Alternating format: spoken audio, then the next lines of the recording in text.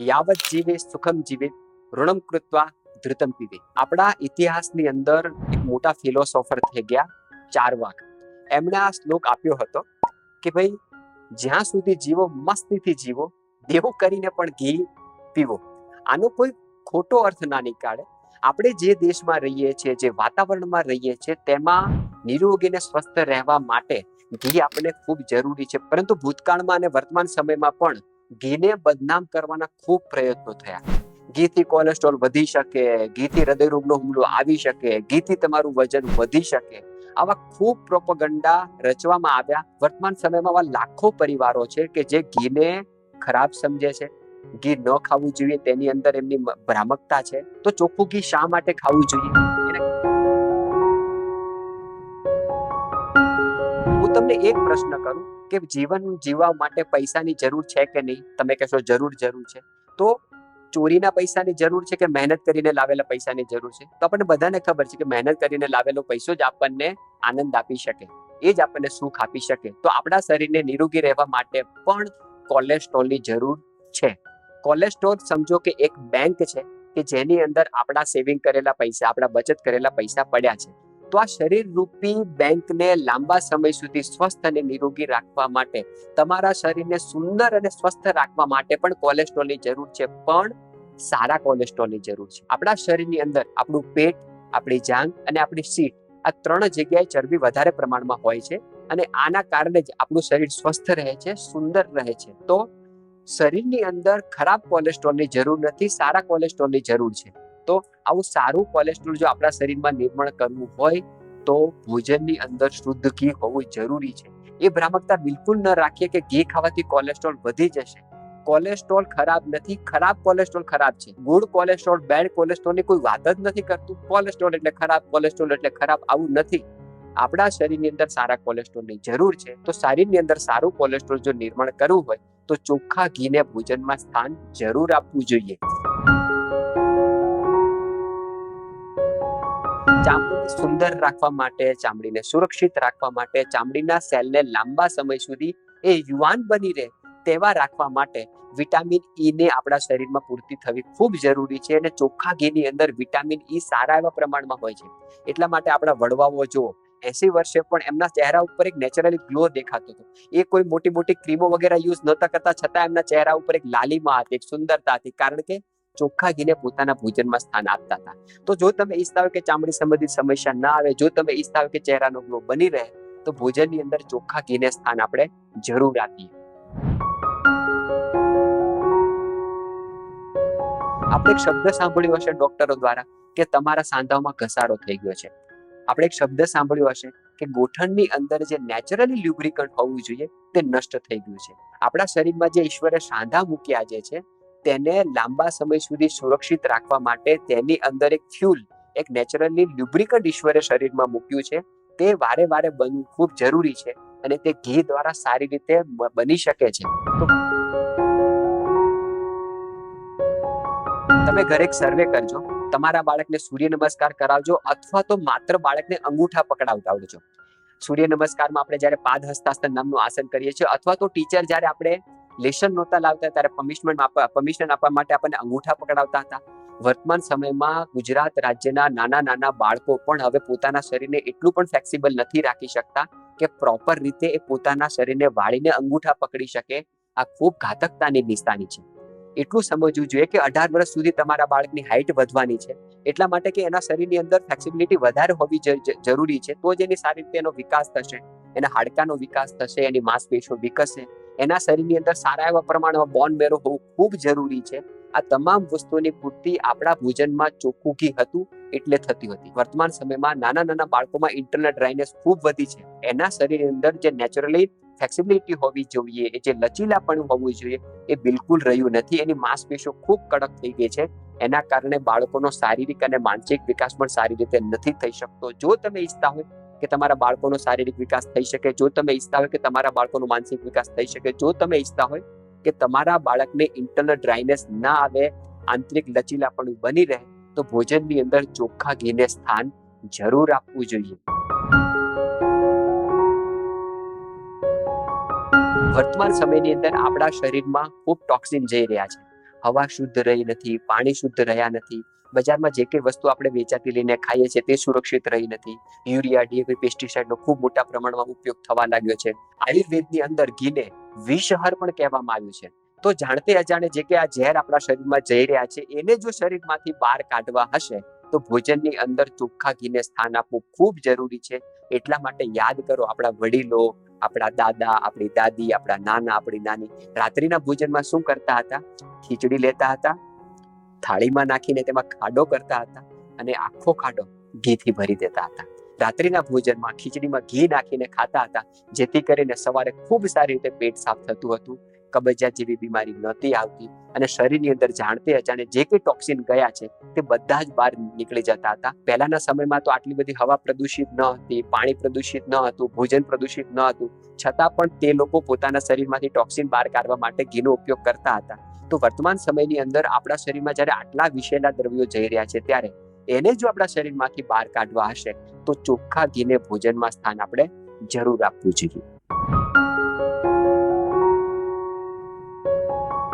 મહત્વની વાત છે કે જ્યારે આપણે ઘીની વાત કરીએ છીએ, આગળ આપણે ચોખ્ખા ઘીની વાત કરીએ છીએ, તો બજારમાં વેચાતા પેકેટ ઘીની અંદર ડાલડાનો ઉપયોગ, વનસ્પતિ ઘીનો ઉપયોગ પણ મોટા પ્રમાણમાં કરવામાં આવે છે. બજારમાં વેચાતા મોટા પ્રમાણમાં ઘી મલાઈથી નિર્મિત થયા છે અને મલાઈથી ઘીથી કેટલા નુકસાન થઈ શકે કાળમાં આપણે આની પર આખો વિડીયો બનાવ્યો છે, તેની આપણે ઉપર વિસ્તારથી વાત કરી ચૂક્યા છે. તો જ્યારે આપણે ઘીના ફાયદાની વાત કરીએ છીએ ત્યારે એ શુદ્ધ ઘીની વાત કરીએ છીએ, જે આપણે પરંપરાગત આપણે પહેલાના સમયમાં આપણે ખાતા હતા એ ઘીની આપણે વાત કરીએ છીએ. પેકેટ ઘીની વાત આપણે કરતા નથી. ઘીની વાત આવે ત્યારે એ પ્રશ્ન પણ આવે કે ગાયનું ઘી ખાવું સારું કે ભેંસનું ઘી ખાવું? ભેંસનું ઘી ખરાબ નથી, તે પણ ખાઈ શકાય.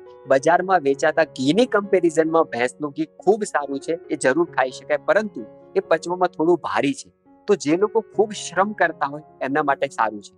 જે લોકો જિમ્નાસ્ટિક કરતા હોય, એથ્લેટિક્સ હોય, કુસ્તી જેવી રમતો સાથે જોડાયેલા હોય એમના માટે ઘી સારું છે. બજારમાં વેચાતા મલાઈવાળા ઘીવાળા, બજારમાં વેચાતા જાનવરોની ચરબીથી નિર્મિત થયેલા ઘીની કમ્પેરિઝનમાં ભેંસનું ઘી જરૂર ખાઈ શકાય, એ નુકસાનદાયક નથી. પરંતુ સૌથી ઉત્તમ અને કોઈ શ્રેષ્ઠ હોય તો આપણી ભારતીય નસલની દેશી ગાયનું ઘી એ સર્વોત્તમ છે, તે જ ખાવું જોઈએ, તેને ભોજનમાં જરૂર સ્થાન અપાય. ધરતી ઉપર કોઈ અમૃત છે તો તે દેશી ગાયનું દૂધ છે અને દેશી ગાયના દૂધ દ્વારા નિર્મિત થતા માખણ છે એ તો અમૃત તુલ્ય છે. અને એનાથી જ્યારે ઘી બને છે ત્યારે એના એટલા બધા ફાયદા છે કે ના પૂછો વાત. તો જ્યારે આપણે ઘીની વાત કરીએ છીએ ત્યારે વર્તમાન સમયની અંદર ઘણી બધી ગૌશાળા ખૂબ સારી ગુણવત્તાનું ઘી બનાવે છે.